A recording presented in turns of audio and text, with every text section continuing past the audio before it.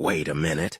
Zoom in further, commanded Gerd, his voice now using the inflections of grim command. The image changed as the nuclear weapon seems to grow and expand as Gerd zoomed in, and there, impossibly, were 8 individual nuclear warheads inside the weapon. How many like these have the sensors found? Over 12,000, my lord. Merciful Aird, that couldn't be possible. That would be enough to destroy the 18 Sconshore homeworlds utterly.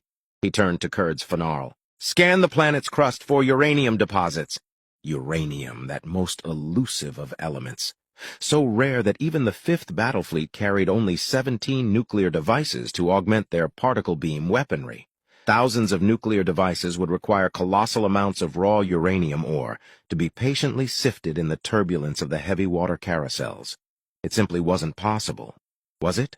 The Fnarl at the scanner stood rigid as a board and emitted a keening sound that Fnarls squeaked out when they were excited or disturbed.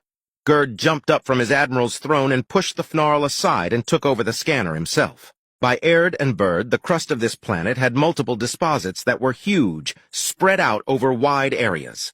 Holy Aird, he was in orbit around the single richest uranium deposit in the known universe. Gerd could taste that promotion. He could hear the cheers. He knew what to do. He broadcast to the entire battle fleet.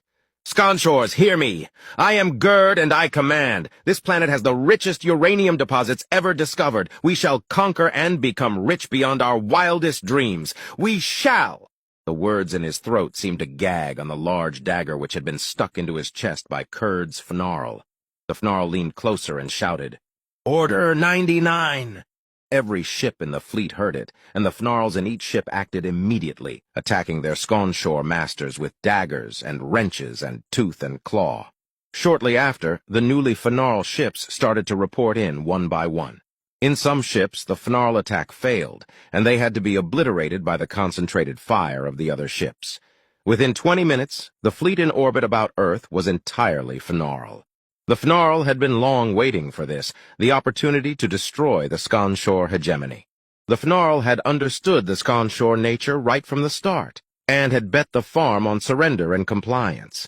They had waited for a full generation to find a species that had the capacity to fight and defeat the Sconshores, once they had been given a crash course in modern physics and superluminal travel by the Fnarl.